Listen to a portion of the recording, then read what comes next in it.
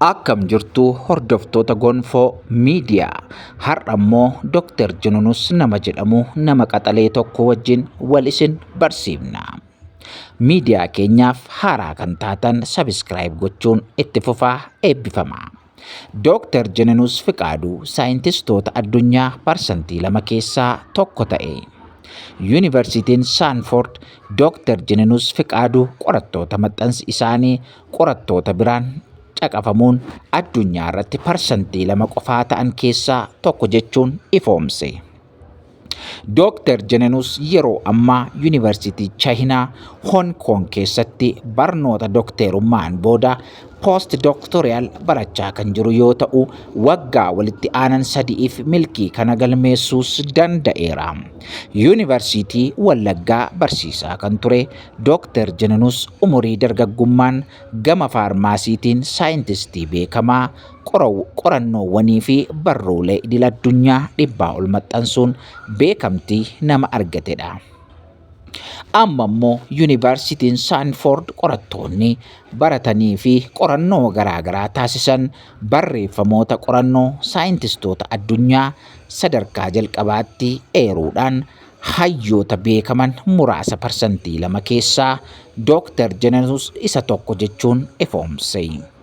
Hojiiwwan maxxansa qorannoosaa damee clinical medicine, general and internal medicine irratti bal'inaan faayidaaf oolus ifoomseera. Dr. Jinunus bara 2023, 2024 fi 2025 walitti aansuun hojiin maxxansa qorannoosaa qorannoowwan namoota biroo irratti baay'inaan faayidaarra ooluu isaatiin qorattoota addunyaa parsantii 2 qofaa keessaa tokko kan ta'e. Bara kana qorattoota Yuunivarsiitii Hong Kong milkii kanarra ga'an 6 keessaa Dr. Jinunus isa tokkos ta'eera. Kun milkii waaqaati. Waggaa 3f qorattoota kanneen keessaa tokko ta'uun koo gammachuu addaa naaf laatas jedhe hayyuun dargaggeessi kun.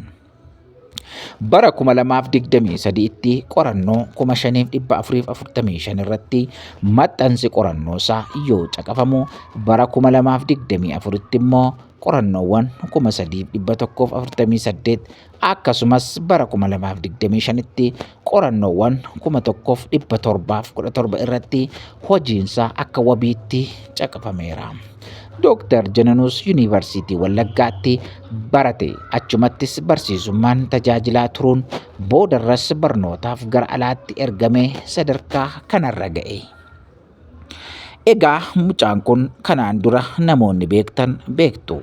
Gaafa mooraa Wallaggaa Yuunivarsiitii baratu mana hidhaa taa'ee barachaa ture. Baay'ee wanta nama gaddisiisu seenaa ulfaataa baay'ees dabarseera.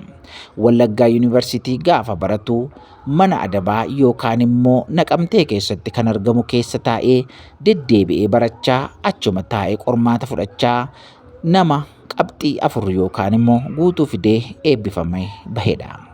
Yeroo baay'ee simisteerota mana hidhaa ture keessatti illee barnoota isaatii utuu gadi hin bu'in mana hidhaa keessa taa'ee mana adabaa sana keessatti nama qabxii gaaris galmeessaa turedha.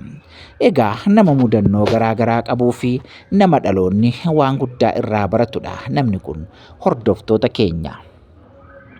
Egaan dhaloonni namoota akkasiirraa akka barataniif waliif qoodaa, waliif sheerii godhaa isiniin jenna. Waaqayyo baraaf jireenya keessan haa eebbisu. Eebbifamaa torban eebbaa qabaadhaa.